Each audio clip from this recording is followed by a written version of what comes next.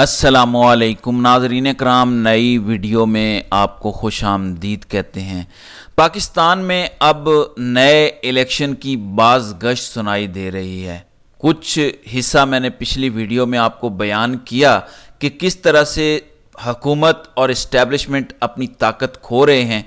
दूसरी जानिब फजलुर रहमान ने एक दावा किया है। उनका दावा यह है कि पाकिस्तान तहरीक-ए-इंसाफ नए इंतखाबात की सूरत में खैबर पख्तूनख्वा असम्बली को तहलील करने के लिए तैयार है, जबकि वो असम्बलियों से इस्तीफ़ा भी दे सकती है।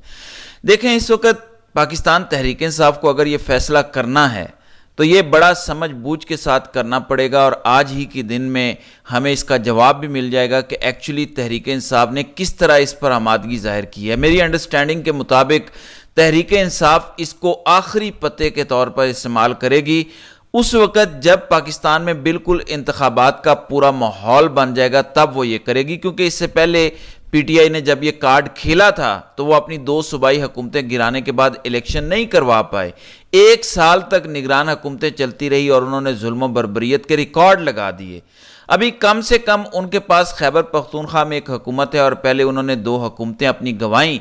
इसके अलावा कौमी असम्बली से जब इस्तीफे दिए थे तो उसके बाद भी इलेक्शन नहीं हो पा रहा था। तो तहरीक-ए-इंसाफ ने उससे बहुत कुछ सीखा है। फजलुर रहमान अगर उन्हें इस रास्ते पे ले जाना चाहते हैं तो फजलुर रहमान ने सिर्फ चंद सीटों की कुर्बानी देनी है, जबकि पीटीआई ने 100 से ज़्यादा इस्तीफे देने हैं, क्योंकि वो एक बड़ी जमात है। अभी उनके पास चांस भी है कि वो ट्रिब्यूनल के ज़रिए वापस इक़्तिदार में आ जाएं। तहरीक-ए-इंसाफ हुकूमत में आ सकती है, कैसे आ सकती है इस पर भी बात करेंगे। लेकिन फजलुर रहमान का कहना है कि इमरान खान समेत सियासतदानों पर मुकदमात नहीं बनने चाहिए। नून लीग और पीपल्स पार्टी को हुकूमत की जिम्मेदारी रास नहीं आई। मैंने खैर खाही में ही कहा था कि हुकूमत ना लें। उन्होंने कहा कि मुल्क में अमन व अमान और मुस्तहकम मईशत चाहते हैं, जिसके लिए किरदार अदा करेंगे। फजलुर रहमान ने कहा कि नए इंतखाबात के लिए निगरान सेटअप का तस्वुर ख़त्म होना चाहिए। मुल्क किसी मार्शल लॉ का मुतहम्मिल नहीं हो सकता। अब मज़ीद किसी एडवेंचर का कोई मौका नहीं है। कोई क्या सराई भी ना करे इसके बारे में। जिस रास्ते पर ये चल रहे हैं वहाँ मंजिल नहीं है। ये इदारों और पार्लियामेंट को लौंडी, जबकि अवामी नुमाइंदगान को मुलाजिम बनाना चाहते हैं। हम फौज को सही रास्ते पर मजबूत देखना चाहते हैं। फौज इलेक्शन से लाताल्लुक हो जाए, सब कुछ ठीक हो जाएगा। कौम 2001 से अमन की तलाश में है, लेकिन इस्टेब्लिशमेंट समझती है कि सियासी अदम इस्तेकाम से उनको मौके मिलते हैं। ये फजलुर रहमान का स्टेटमेंट है। फिर कल जो बुशरा बीबी ने बात की, देखें बुशरा बीबी ने ये बात क्यों की। वो साबिका खातून अव्वल हैं, बड़े अरसे से वो खामोश हैं, वो ज़्यादातर बात नहीं करती। लेकिन अब उन्होंने कहा कि उन्होंने देखा कि इमरान खान के साथ भी मैन हैंडलिंग की गई जब उन्हें गिरफ्तार किया गया। फिर इसी तरह मैन हैंडलिंग की गई। बुशरा बीबी ने कहा मेरे साथ भी। उन्होंने कहा कि कुछ चीज़ें हम बताना नहीं चाहते थे, आज हम इसलिए बता रहे हैं कि उनके ख़तरात और ख़दशात बढ़ते जा रहे हैं। उन्होंने इस तरह से शिकवा किया कि जैसे जो बाहर मौजूद लोग हैं वो इमरान खान के लिए उतनी एफ़र्ट नहीं कर रहे जितनी एफ़र्ट होनी चाहिए। दूसरा उनका नुक्ता नज़र ये है कि इमरान खान के साथ ज़्यादती हो रही है जिसको बताया नहीं जा रहा। इमरान खान अपने साथ होने वाली ज़्यादती इसलिए नहीं बताते क्योंकि उन्हें लगता है कि लोग कमज़ोर पड़ जाएंगे या इससे उनकी कमज़ोरी साबित होगी। नॉर्मली पाकिस्तान में लोग रोला डाल देते हैं, इमरान खान ने आज तक नहीं डाला। कल भी जो लोग इमरान खान को मिले उन्होंने बताया कि इमरान खान हशाश बशाश और तगड़े नज़र आ रहे थे, वो बड़ा टफ टाइम देने जा रहे हैं, तो उनकी बॉडी लैंग्वेज बड़ी पॉजिटिव है। लेकिन बुशरा बीबी ये क्यों कह रही हैं? देखें, बुशरा बीबी इसलिए कह रही हैं कि उन्हें अब यह ख़तरा महसूस होना शुरू हो गया है कि कहीं इमरान खान की जान को ख़तरा तो नहीं है।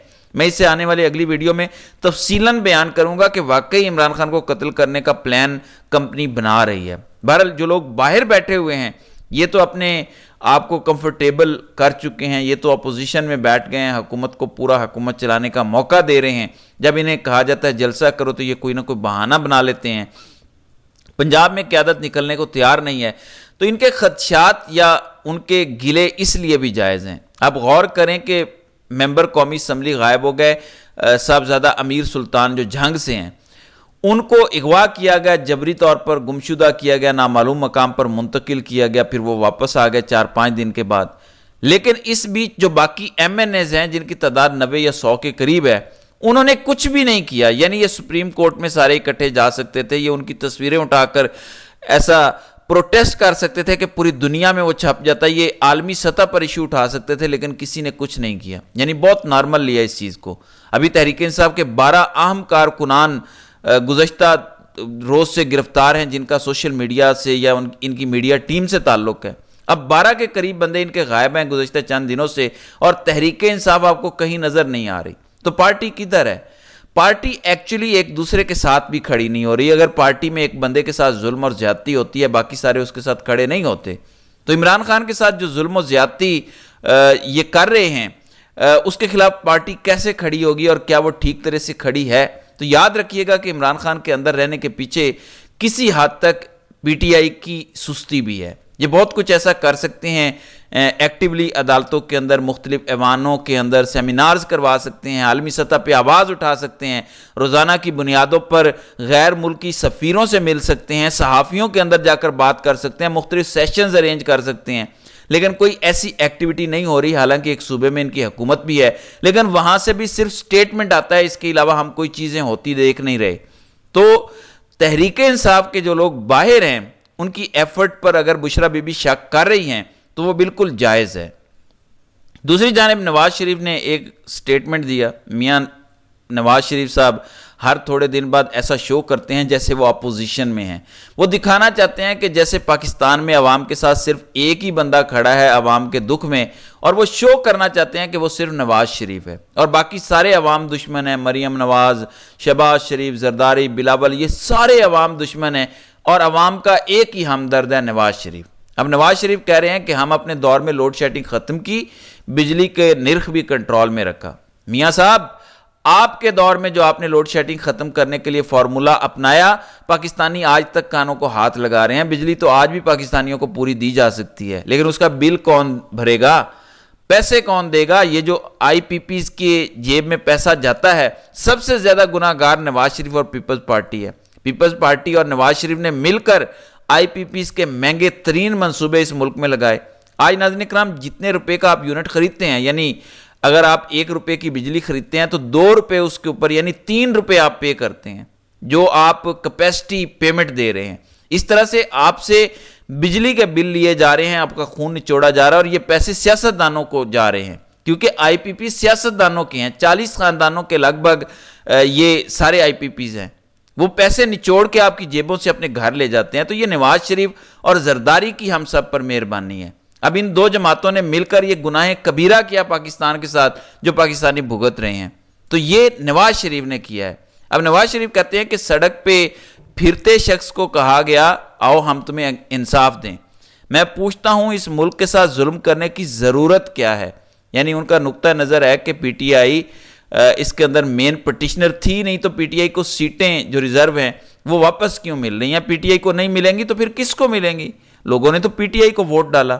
کیا آپ کو نہیں پتا کہ لوگ کس کو ووٹ ڈال رہے تھے؟ آپ نے پورا الیکشن ہی عمران خان کے خلاف لڑا، لوگوں نے ووٹ عمران خان کو ڈالا ہے، آپ نے اس کا بلے کا نشان قاضی صاحب کے ساتھ مل کے چھین لیا۔ اس کو جو نشان ملا لوگوں نے اس پر ڈھونڈ ڈھونڈ کے ووٹ ڈالا۔ سب جانتے ہیں کہ یہ ووٹ عمران خان کا تھا، تو مخصوص نشستیں بھی اس کی ہیں۔ لیکن میاں صاحب کو ہمیشہ سے مفت کے مال کی عادت ہے، انگلی پکڑ کے چلنے کی عادت ہے۔ ہیومن ڈیولپمنٹ پہ انہوں نے کبھی کام نہیں کیا، ہمیشہ یہ میگا پروجیکٹ لگاتے ہیں اور اس میں کمیشن نکالتے ہیں، اور اب انہوں نے شروع کر دیا ہے مجھے کیوں نکالا پارٹ 2۔ یاد رکھیے گا نواز شریف صاحب اب ایک بیانیہ بنانے جا رہے ہیں، مجھے کیوں نکالا پارٹ 2۔ اب آپ یہ سنیں گے، اس کی وجہ یہ ہے کہ مریم نواز نے پہلے ہی کہہ دیا کہ ہم 5 سال پورے کریں گے۔ آپ سمجھ گئے ہیں کیوں دھمکیاں لگائی گئی ہیں؟ وہ اس لیے لگائی گئیں کیونکہ ان کو نظر آ رہا ہے کہ حکومت اب جا رہی ہے۔ نواز شریف فرسٹریشن میں ہے، جاوید لطیف پہلے دن سے بیچارہ یہی رونا رو رہا ہے کہ ہم پھنس گئے، ہم ایسے ہی آ گئے۔ خواجہ آصف نے کہنا شروع کر دیا ہے کہ 8 فروری کا الیکشن کل عدم ہو جائے گا۔ یہ سارے جو چیخیں مار رہے ہیں، چلا رہے ہیں، رو رہے ہیں، پٹ رہے ہیں، اس کے پیچھے ریزن کیا ہے؟ تو یہ حالات ہو گئے ہیں، آہستہ آہستہ انہوں نے باجماعت رونا شروع کر دیا ہے۔ پہلے یہ ایک ایک کر کے رو رہے تھے، اب آہستہ آہستہ باجماعت رو رہے ہیں کہ ہم بڑھ گئے، ہمارا کام ختم ہو گیا اور یہ ہم سے حکومت چھین جائے گی۔ مجھے کیوں نکالا پارٹ 2 آپ کو آنے والے دنوں میں نظر آئے گا، کیونکہ یہ حکومت 2 فیصلوں پر پوری حکومت ٹکی ہے۔ ایک میں آپ کو کہتا تھا مخصوص نشستوں والا فیصلہ، اور دوسرا ٹریبیونلز والا فیصلہ۔